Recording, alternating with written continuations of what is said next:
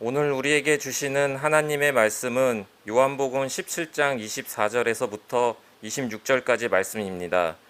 아버지여 내게 주신 자도 나 있는 곳에 나와 함께 있어 아버지께서 창세 전부터 나를 사랑하심으로 내게 주신 나의 영광을 그들로 보게 하시기를 원하옵나이다. 의로우신 아버지여 세상이 아버지를 알지 못하여도 나는 아버지를 알았사옵고 그들도 아버지께서 나를 보내신 줄 알았사옵나이다. 내가 아버지의 이름을 그들에게 알게 하였고 또 알게 하리니 이는 나를 사랑하신 사랑이 그들 안에 있고 나도 그들 안에 있게 하려 함이니이다. 아멘. 예수님께서는 요한복음 17장에 기록된 대제사장으로서의 기도를 마치시면서 마지막 절인 26절에서 하나님의 사랑이 모든 성도들 안에 계시기를, 그리고 예수님 역시 그들 안에 계시기를 바라고 기도하셨습니다. 예수님께서 그렇게 기도하셨다는 것, 하나님의 뜻을 구해서 하나님의 뜻대로 구하셨다는 것, 그것이 곧 하나님의 뜻이 그대로 이루어질 것임을 의미합니다. 다시 말하면 하나님의 사랑이 모든 그리스도 안에 영속적으로 거하는 것, 하나님의 사랑의 실체이신 예수님께서 모든 성도들 안에 영원히 함께 하시는 것은 하나님께서 바라시는 일이라는 것이죠. 그렇기 때문에 우리는 하나님께서 우리 안에 함께 하시고 우리를 떠나지 않으신다는 것에 대해서 분명히 안심해야만 합니다. 하지만 이 부분을 한쪽으로만 치우쳐서 보게 되면 자칫 우리는 방심할 수 있게 됩니다. 오늘 우리는 이 안심하면서도 방심해서 안 되는 부분에 대해서 살펴보고자 합니다. 자, 하나님께서 우리 안에 거하신다. 그 말을 방심해서 받아들이면 다음과 같이 해석할 수가 있죠. 이제부터 하나님께서 다 주관하실 거니까 나는 어떻게 살아도 된다는 것입니다. 하나님께서 우리 안에 거하신다. 즉 우리를 구원하시고 우리를 당신의 자녀로 삼아주셨다는 것은 단지 우리가 죄에서 영원한 생명으로 구원받은 것, 건짐받은 것, 그러니까 어떤 사건으로만 이해해서는 안 됩니다. 이것은 하나님과 우리 사이의 관계적인 측면에서 이해할 때 그 본질적인 의미가 바로 적용될 수 있습니다. 우리에게 익숙한 포도나무와 가지 비유를 통해서 한번 확인해 보죠. 포도나무는 포도 열매를 맺습니다. 하지만 조금 더 자세하게, 정확하게 표현하자면 포도나무에 붙어있는 가지가 열매를 맺는 거죠. 그렇다고 해서 우리가 포도나무가 포도를 맺는 것이 아니다라고 말할 수 있나요? 그렇진 않아요. 반대로 가지가 포도를 맺는 것이 아니다라고 말할 수도 없습니다. 어떻게 말해도 맞는 답이에요. 하지만 그것이 어떻게 말해도 맞는 답이 되기 위해서는 반드시 한 가지 전제 조건이 있는데 그것은 나무와 가지가 붙어 있어야 된다는 것이죠. 자, 예전에 그 추수감사주일이 되면 교회에서 강대상 앞에 과일들을 이렇게 쌓아놓는 일들이 종종 있었습니다. 요즘에는 그렇게 하지 않는 경우도 많습니다만 아마 여러분들도 오래전부터 신앙생활을 하셨다면 그런 경험들을 한 번씩은 다 해보셨을 거예요. 각자 집에서 준비된 과일들을 가져가면 또 인원수보다 더 많이 과일들이 쌓였으니까 그 위에 굉장히 풍성하게 쌓이게 되죠. 다 쌓지도 못해서 그 다른 곳에 이렇게 놔뒀다가 예배 끝나면 식사 시간에 같이 과일을 나눠 먹었던 그런 기억이 납니다. 근데 한 번은 좀 유난히 기억에 남는 일이 있었어요.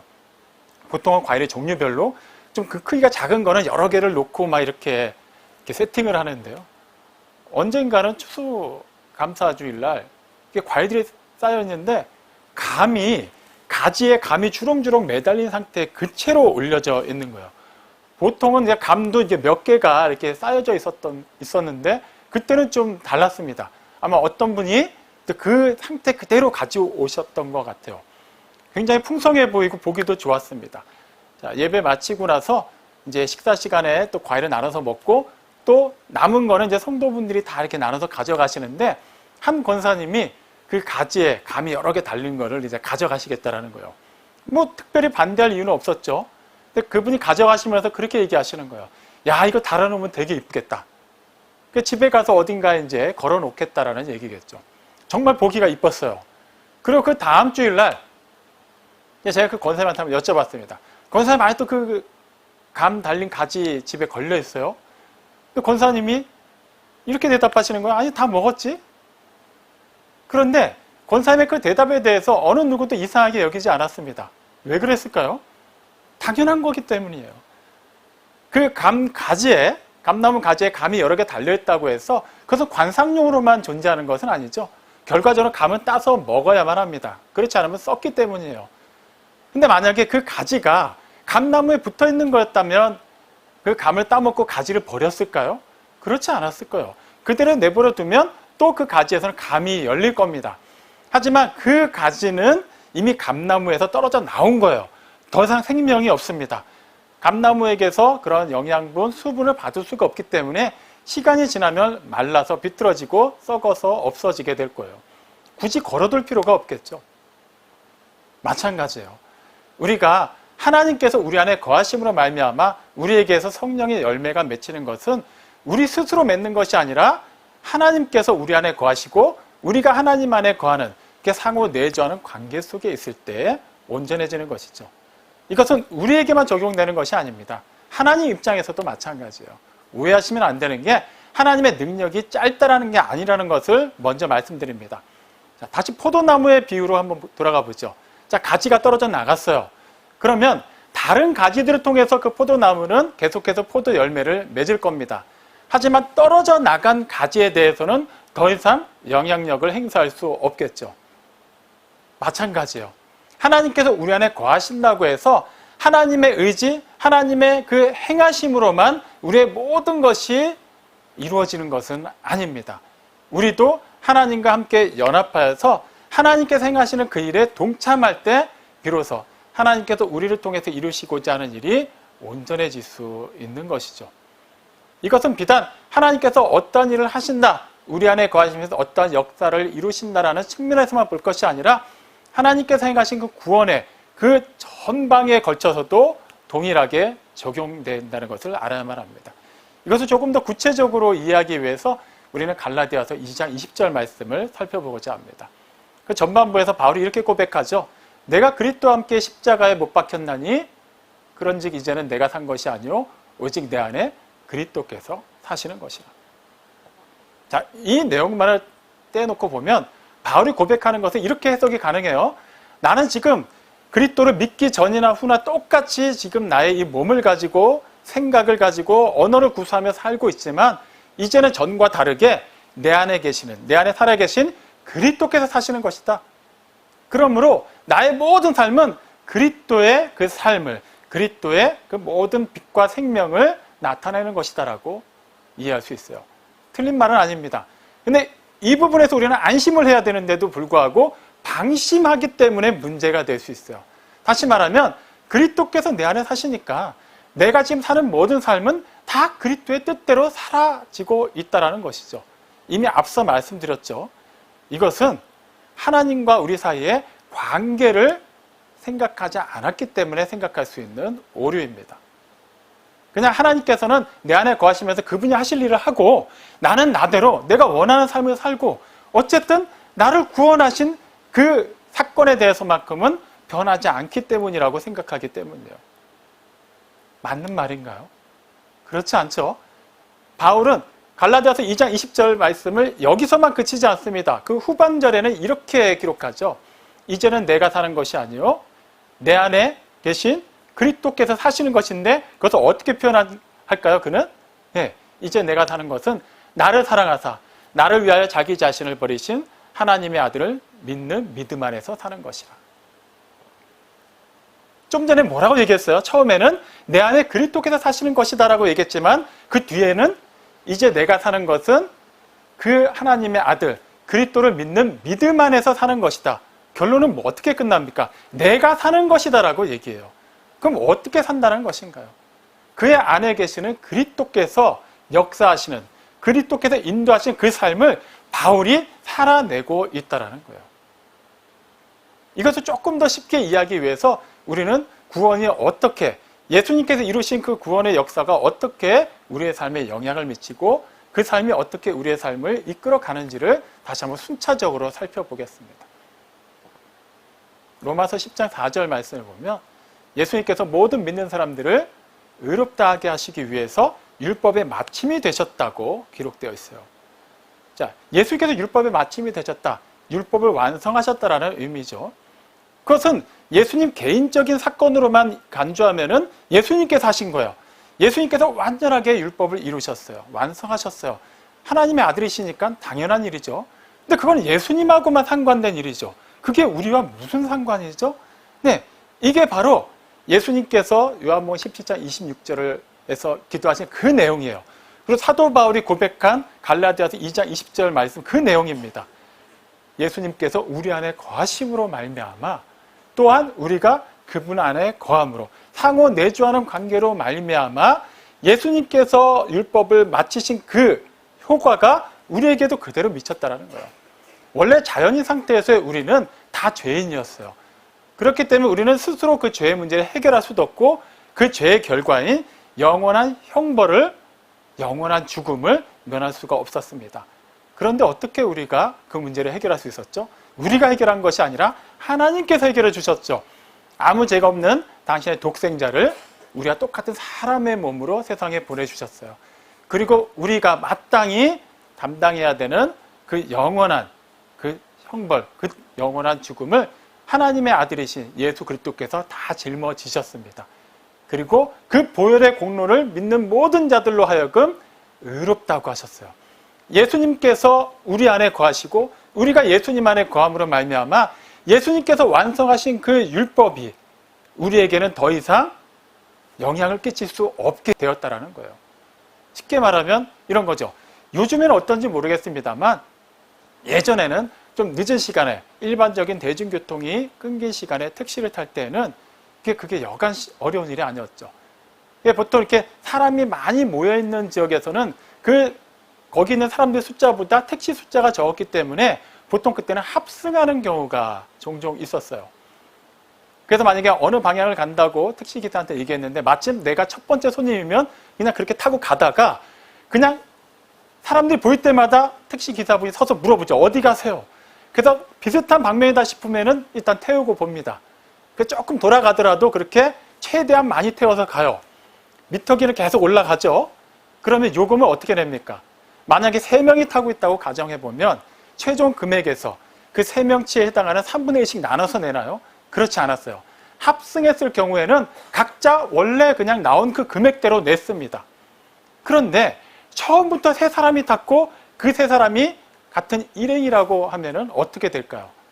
각자 요금을 따로따로 냈나요? 그렇지 않아요. 한 사람만 요금을 내도 나머지 2사람도 똑같이 그 간 거리에 대해서는 혜택을 볼 수가 있었죠. 마찬가지입니다. 예수님께서 우리 안에 계시고 우리가 예수님 안에 계시는 것이 그런 의미예요. 예수님께서 혼자 하나님께서 요구하시는 그 율법을 완전하게 이루셨지만 결과적으로는 우리가 예수님과 하나가 되었기 때문에 그 효과가 우리에게도 그대로 미치게 된 것이죠. 그리고 이것은 단번에 이루어진 일이면서 그때만 유효한 사건이 아닙니다. 히브리서 10장 12절을 보면 예수님께서는 우리의 모든 죄를 사하시기 위해서 단 한 번으로 영원히 유효한 제사를 드리셨다라고 기록되어 있어요. 단지 그때 사건이에요. 2000년 전 사건인데 그 당시 사람들의 죄를 사하신 것은 이해할 수 있다고 하시지만 어떻게 2000년이 지난 이 시점에서 완전히 다른 세상을 살고 있는 우리에게도 예수님의 그 십자가 대속의 은혜가 그대로 영향을 미칠 수 있게 되었나요? 네, 그 한 번의 제사가 영원히 유효한 것이기 때문이에요. 하나님께서 그렇게 하셨기 때문에 또 예수님께서는 그렇게 우리의 죄값을 치르시고 돌아가시고 끝났다라면 그것은 영원히 유효할 수가 없죠. 하지만 그분은 부활하셨어요. 그리고 영원히 살아계십니다. 그렇기 때문에 예수님께서 이루신 그 대속의 은혜는 영원할 수 있게 된 거예요. 그러니까 그분을 우리가 구세주로 영접하기만 하면 그분과 궁극적으로 하나가 되면 그분께서 이루신 그 구속의 은혜가 우리에게도 영원히 미치게 된 것입니다. 우리는 이 부분에서 안심해야만 해요. 그러니까 구원에 대해서, 구원의 확신을 갖는 것에 대해서 여러분은 분명하게 대답할 수 있어야만 합니다. 하나님께서 나를 자녀 삼아주신 것, 이것은 결코 변하지 않는다는 것을 말이죠. 우리가 여전히 예전과 같은 모습으로 살 때가 있어요. 우리도 사람이기 때문에 고질적으로 계속해서 습관적으로 살아왔던 방식이 있다 보니까 우리의 사고나 언어나 행동은 불쑥불쑥 예전에 그리스도를 알기 전에 아니면은 그리스도를 알고 난 이후에도 좀 미성숙할 때 모습이 드러날 때가 있습니다. 그럴 때마다 우리는 고민할 때가 있어요. 아, 내가 아직 구원 못 받은 거 아닌가? 내가 하나님의 자녀인데도 이런 생각을 하고 이런 말을 하고 이런 행동을 한다면 이거 나 지옥 가는 거 아닌가? 그렇게 고민할 수도 있어요. 근데 그런 고민은 그래도 나름 우리의 신앙이 성장하는 데 하나의 또 이렇게 계기가 될 수 있다라고 여길 수도 있지만 엄밀히 말하면 하나님께서 주시는 생각은 아니에요. 마귀가 주는 생각이에요. 하나님께서는 이미 우리를 한번 구원하셨고 당신의 자녀로 삼으셨기 때문에 그거에 대해서는 결코 바꾸지 않으십니다. 하지만 여기서 우리가 또 방심하면 안 되는 게 있어요. 그 한 번 사건으로 영원해진 그 구속의 은혜가 단지 모든 것을 완성한 것은 아니라는 것이죠. 그러니까 쉽게 말하면 나는 이미 구원받았으니까 이제 어떻게 돼도 내가 어떻게 살아도 하나님께서 나를 사랑하시는 그 사랑은 결코 변하지 않는다. 절대 벌하지 않을 것이고 어떻게든 복을 주실 것이고 내가 하는 모든 것은 다 이해해 주실 것이고 용납해 주실 것이다라는 것이죠. 결코 그렇지 않습니다. 이 부분에 대해서도 우리가 분명히 또 살펴볼 필요가 있어요. 사도 바울이 고린도후서 5장 17절에서 뭐라고 고백했습니까? 누구든지 그리스도 안에 있으면 새로운 피조물이라. 이전 것은 지나갔으니 보라 새 것이 되었도다라고 말하죠. 그리스도 안에 있어요. 우리는 거기서 모든 것이 끝났다라고 여기고 싶지만 거기서부터 바울은 새롭게 시작해야만 한다고 얘기해요. 분명히 그리스도 안에 있으면 새 사람이 되었다라고 얘기합니다. 자, 그렇다면 우리가 새 사람이 되었다라는 것은 어떻게 알 수 있습니까? 나는 어떻게 알 수 있고 나를 바라보는 다른 사람들은 어떻게 알 수 있을까요? 단지 내가 세례를 받으면 성찬식에 참여하면 그 순간부터 내 몸에서 빛이 나나요? 아니면 주일 예배 한번 참석했다가 돌아가면 그 가는 과정에서 나를 보는 사람마다 누구도 부인할 수 없을 분명한 그리스도인이라는 어떤 표식이 드러나나요? 그거 그렇진 않아요. 다를 바 없습니다. 똑같습니다. 그런데 어떻게 새 사람이 됐다는 것이 드러나죠? 이미 그는 그 뒤에 답을 제시했어요. 보라, 새 것이 되었도다. 보여져야만 한다는 거예요. 우리가 가만히 있다고 해서 우리 통해서 하나님의 그 생명의 빛이 드러나나요? 그 소금의 맛이 납니까? 그렇지 않아요. 예수님께서도 우리를 세상의 소금이라고 말씀하실 때는 그냥 단지 소금이라는 그 소금 결정체라고 얘기하신 게 아니죠. 소금이라는 명찰을 만들어서 우리 가슴에 붙여주시고 끝낸 게 아니죠. 소금의 역할을 할 수 있는 곳에 들어갈 때 비로소 우리는 소금이라고 말씀하신 거예요. 빛도 마찬가지죠. 세상의 빛이라고 말씀하셨어요. 영원한 빛이신 그 어떤 빛으로도 비교할 수 없는 그 찬란한 빛이신 하나님 앞에서 비친 것은 크게 의미가 없습니다. 하나님 앞에서 하나님께 용납된 자로서 그 안에서 그분의 빛을 받고 그 빛을 반사하는 건 당연한 일이기 때문이에요. 하지만 그 빛이 제대로 그 역할을 감당하려면 어둠 속에 들어가야만 해요. 무슨 말입니까? 우리가 하나님께서 우리 안에 거하신다라는 것을 실제 그것을 믿는다면 하나님께서 우리 안에서 역사하시는 그것을 우리의 삶으로 살아내야만 한다는 거예요. 의식적으로 삶으로 나타내야만 한다는 것입니다. 이 부분에서 우리는 좀 고민을 하기 마련이에요.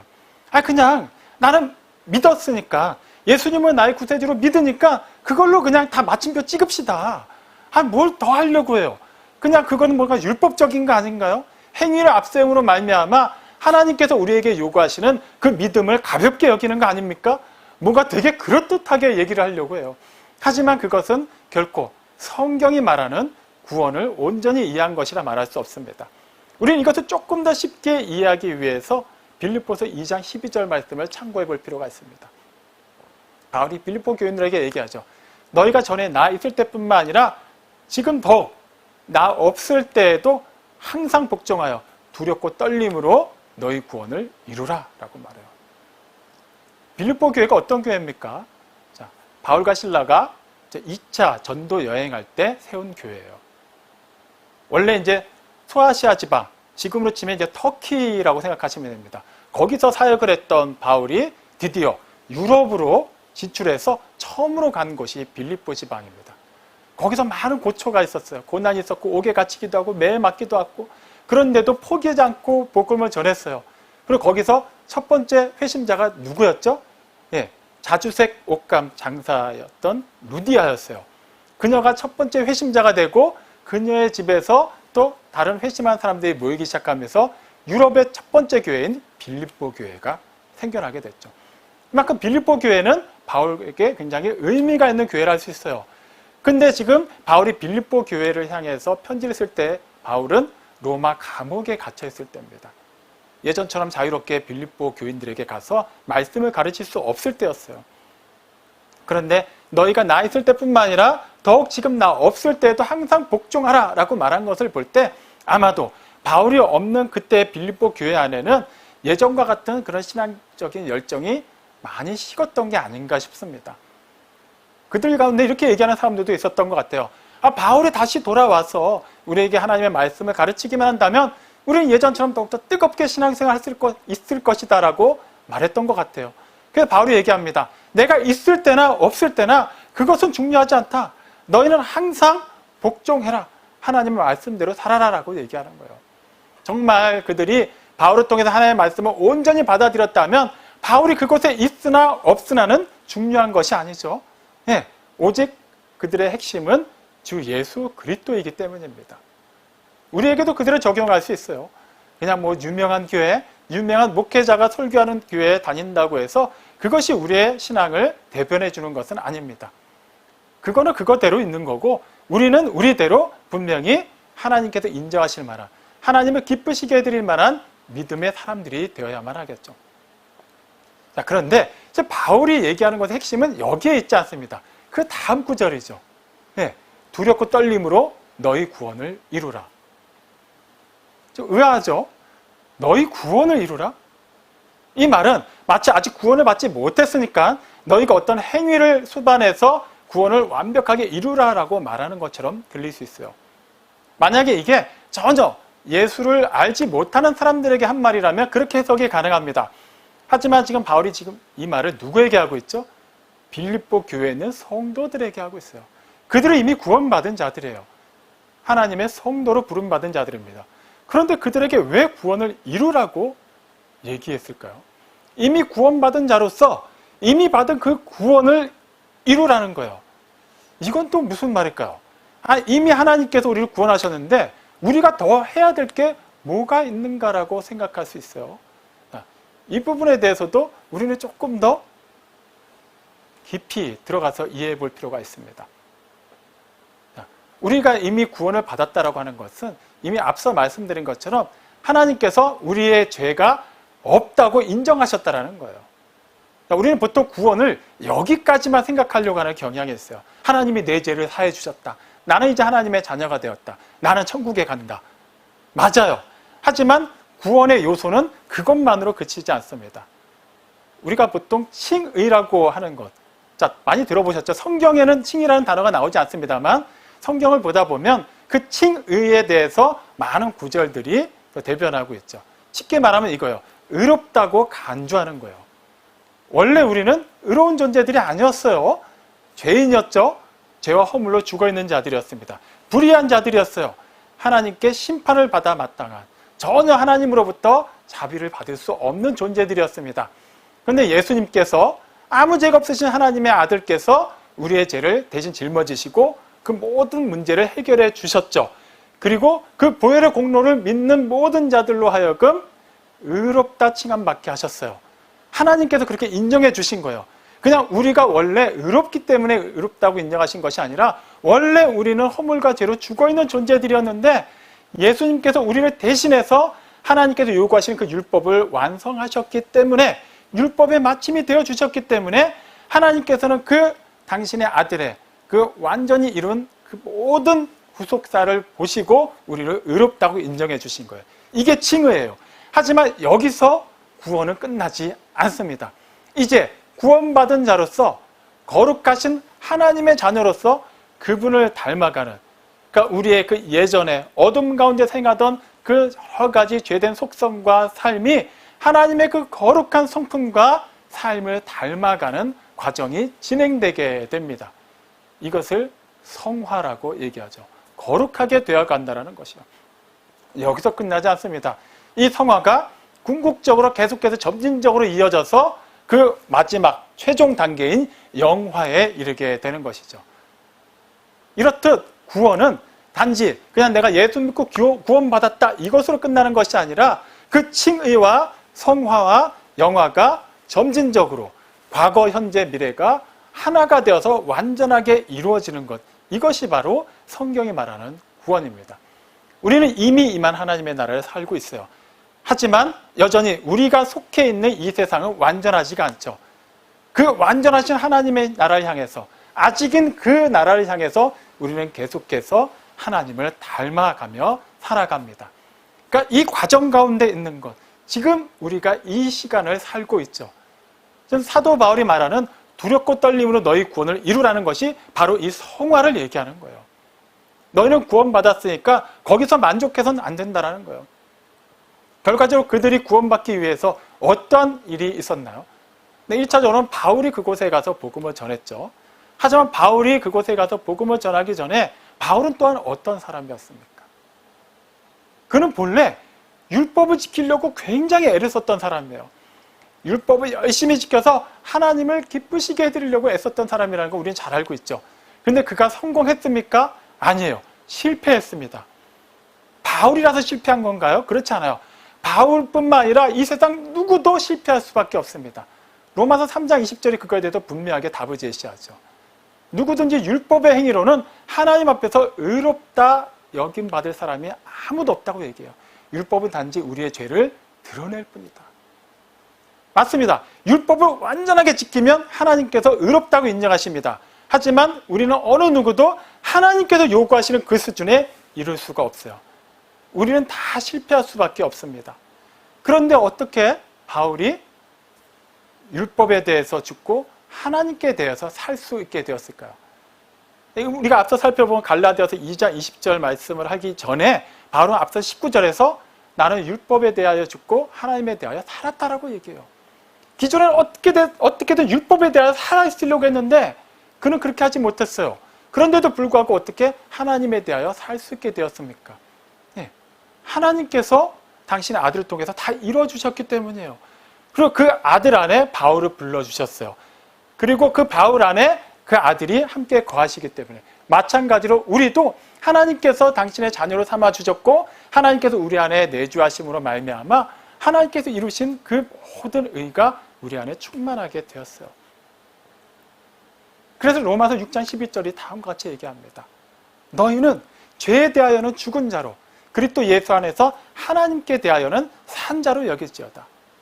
무슨 말이냐 하면 그리스도 예수와 함께 십자가에 달려 죽음으로 말미암아 죄의 권세에서 우리가 완전히 자유케 되었으니까 이제는 그리스도와 함께 하나님을 위하여 살라라는 거예요. 예수님께서 그 본을 보여주셨죠. 신이 하나님의 아들이 세상에 오셔서 하나님의 아들로서 살아야 되는 것이 어떠한 삶인가를 보여주셨어요. 그리고 우리에게 말씀하시는 겁니다. 너희도 이제 그 그리스도와 연합한 자로서 하나님의 자녀답게 살아야 된다는 거예요. 누구를 위해서? 하나님을 위해서 살아야 된다는 거예요. 두렵고 떨림으로 너희 구원을 이루라는 것이 바로 이 말이에요. 우리가 하나님을 위해서 살아야 된다는 거. 하나님께서 우리 안에 거하심으로 말미암아 하나님께서 의지적으로 다 이끌어 가시는 것 같지만 결과적으로 그 일은 우리도 수혜자로만 머무는 것이 아니라 참여자로서 그 하나님께서 이루신 일에 함께 동참할 때 온전해질 수 있다는 거예요. 참 어렵죠? 부담이 많이 됩니다. 나는 그냥 믿음이 좀 약하니까 그냥 그저 예수님은 나의 구세주를 믿습니다는 그 믿음만으로 좀 하나님을 인정해 주시고 나머지 하나님께서 요구하시는 그 성화, 영화는 언젠가 이루어질 테니까 그런 거는 다른 사람들보다는 조금 좀 쉽게 좀 적용해 주시면 어떨까? 우리는 은연중에 그런 생각을 하곤 합니다. 물론 모든 사람에게 똑같은 것을 하나님께서 요구하지 않으세요. 분명히 믿음의 분량은 다 다르기 때문이에요. 우리가 가지고 있는 그 믿음의 색깔도 다 다르기 때문에 어떤 사람이 어떤 식으로 연단을 받고 어떻게 하나님께 헌신한다고 해서 그것을 모든 사람에게 보편적으로 적용할 수는 없습니다. 하지만 중요한 것은 누가 되었든 간에 그가 구원받았다면 그는 반드시 하나님을 영화롭게 하는 삶, 그 영화의 단계에 이르기까지 계속해서 성화되어가는 삶을 살아내야만 한다는 거예요. 근데 이것을 살아낸다라고만 생각하면 우리는 굉장히 우리가 수고하고 우리가 그 무거운 짐을 지고 가야 되는 것처럼 오해를 하죠. 여기서 방심하면 안 돼요. 사도 바울은 그 말만을 하지 않고 이어서 빌립보서 2장 13절에서 다음과 같이 얘기합니다. 너희 안에서 행하시는 이는 하나님이시니 그가 자신의 기쁘신 뜻을 위하여 너희에게 소원을 두시고 행하게 하신다라는 거예요. 두렵고 떨림으로 너희 구원을 이루라. 여기까지만 보면 그냥 우리가 뭔가를 힘들어서 해야 될 것처럼 생각할 수 있어요. 하지만 핵심이 뭐예요? 하나님께서 우리 안에서 그 일을 행하신다라는 거예요. 하나님의 기쁘신 뜻을 위해서 우리 안에 그 소원을 두시고 어떻게든 우리가 그 뜻대로 살도록 이끌어 가신다라는 거예요. 우리는 좀 의아해요. 사실 나는 그런 것 같지 않은데, 나는 어떻게든 틈만 나면 하나님의 말씀보다는 내가 원하는 대로 살고자 하는 그런 삶을 살고 있는데 하나님께서 지금 나를 이끌어가고 계신다고? 그런데 왜 내 삶은 이 모양이지? 왜 여전히 나는 믿음이 없는 것 같지? 라고 생각할 수 있어요. 나는 아직 때가 아닌가? 아니, 그 정도의 차이에 있어서 나는 아직 저렇게 바닥에 있는 건가? 혹시 나는 아직 구원 못 받은 게 아닌가? 걱정할 필요가 없다는 거야. 이미 앞서서 빌립보서 1장 6절에서 바울이 다음과 같이 얘기했어요. 너희 안에서 착한 일을 시작하신 이가 그리스도 예수의 날까지 이루실 것을 우리는 확신하노라. 무슨 말이에요? 우리를 구원하셨고 또 우리를 계속해서 거룩하게 다듬어 가시고 그것을 최후의 순간까지 완성하시는 이 모든 것이 하나님에 의해서 이끌어져 가고 있다는 거예요. 우리가 하는 게 아니라 하나님께서 처음부터 이 모든 과정뿐만 아니라 마지막까지 다 이끌어 가신다는 거예요. 그렇기 때문에 우리가 거룩한 삶을 사는 것, 하나님을 영화롭게 하는 것, 하나님의 말씀을 따라 사는 것은 반드시 이루어질 수밖에 없다는 겁니다. 그러면 하나님께서 하신다고 하니까 나는 그냥 가만히 있어도 될까요? 그냥 나는 내 마음대로 살아도 어쨌거나 그 내 마음대로 사는 것을 통해서도 하나님께서 어떻게든 당신이 계획하신 일을 이루실 것일까요? 그렇지 않다는 것을 우리는 이미 충분히 살펴봤어요. 포도나무와 가지 비유를 다시 말씀드릴 필요는 없을 것 같습니다. 나무 혼자서 열매를 맺는 게 아니에요. 가지 혼자서 맺는 것도 아니에요. 하나가 되었기 때문에 열매를 맺는 겁니다.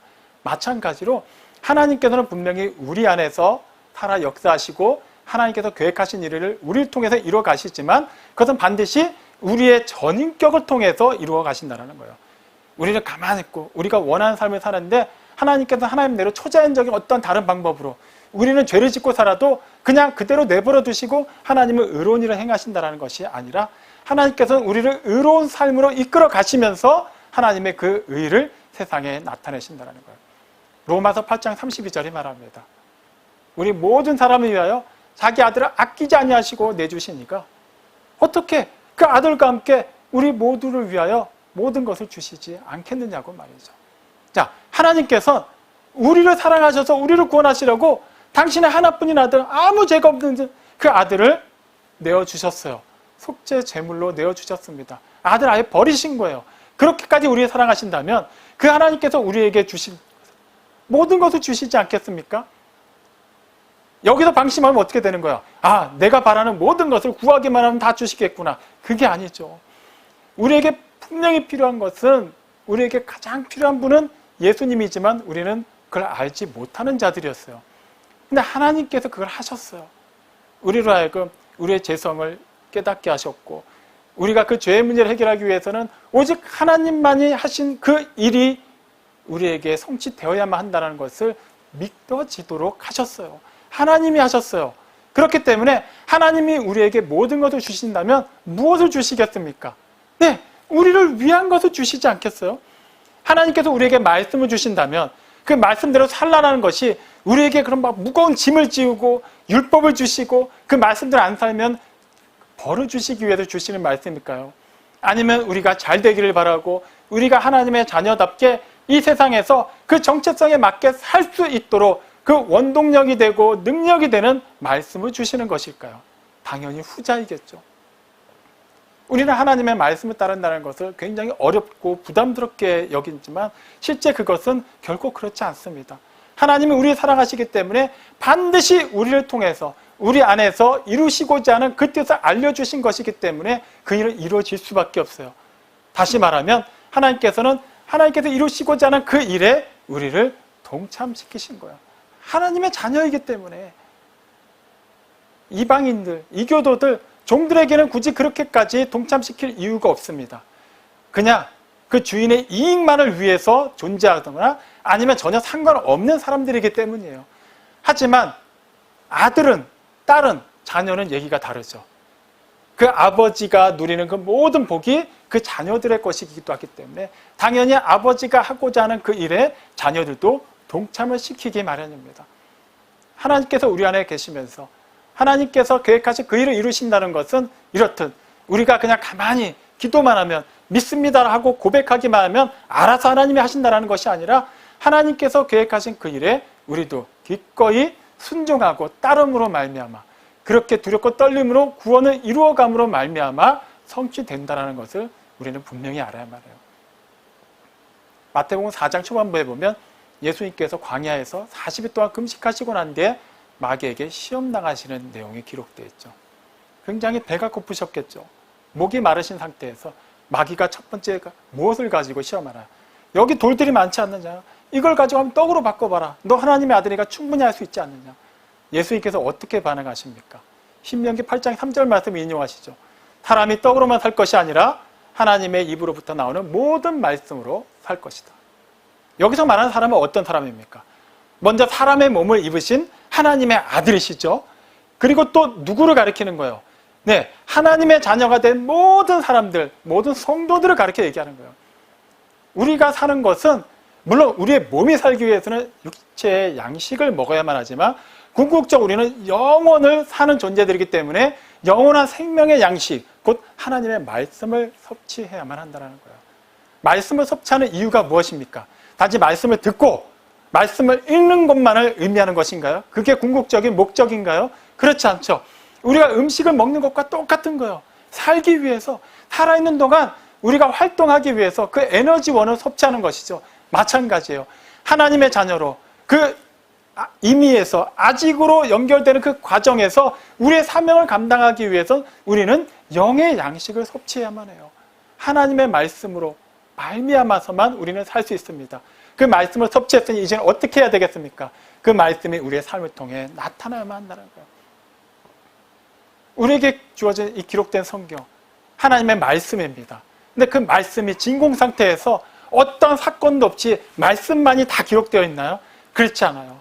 아담으로부터 시작되어서 마지막에 요한계시록에 그 요한이 본 환상에 이르기까지 모든 내용은 하나님께서 이 세상에 세우신 사람들의 삶을 통한 이야기였습니다.